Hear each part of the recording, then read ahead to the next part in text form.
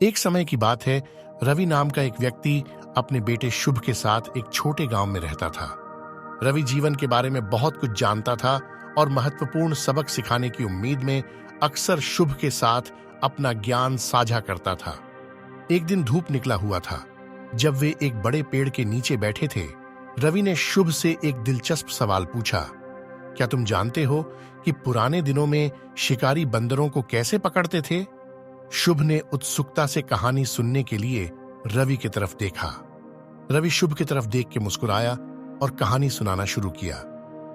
बंदरों के पीछे भागने या उन्हें तीर से मारने के बजाय शिकारी जमीन पर एक छोटी गर्दन वाली एक भारी कांच का जार रखते थे, जिसके अंदर सिर्फ बंदर का हाथ जा सके।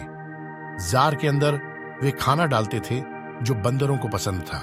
उसके बाद वे पीछे हट जाते और छिप जाते।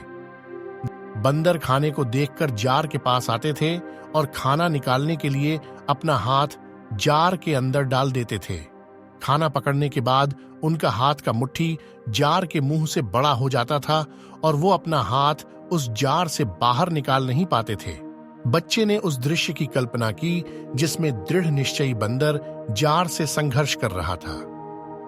बंदर अपना हाथ खींचता रहता था, लेकिन वह खाना छोड़े बिना अपना हाथ बाहर नहीं निकाल सकता था। हालांकि हार मानने के बजाय बंदर कोशिश करता रहता था और अपना खाना छोड़ने से इनकार करता था। रवि ने शुभ की तरफ देखा और फिर गंभीर आवाज में बोला, शिकारी फिर बाहर आके बंदर को पकड़ लेते थे। शुभ कहानी ध्यान से सुन रहा था और मन ही मन सोच रहा था कि बंदर को ऐसी गलती करने की क्या जरूरत थी। फिर रवि शुभ की तरफ मुस्कुरा के देखा और बोला, उस बंदर की तरह मत बनो। जीवन में नई चुनौतियों का सामना करने के लिए आपको पता होना चाहिए कि कब रुकना है, कब आगे बढ़ना है और कब कुछ छोड़ना है।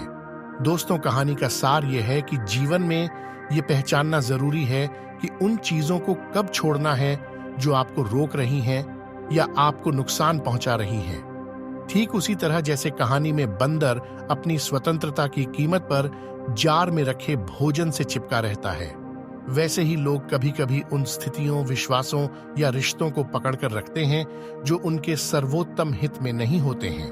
यह जानने से कि कब जाने देना है, नई चुनौतियों का सामना करने की क्षमता बढ़ सकती है।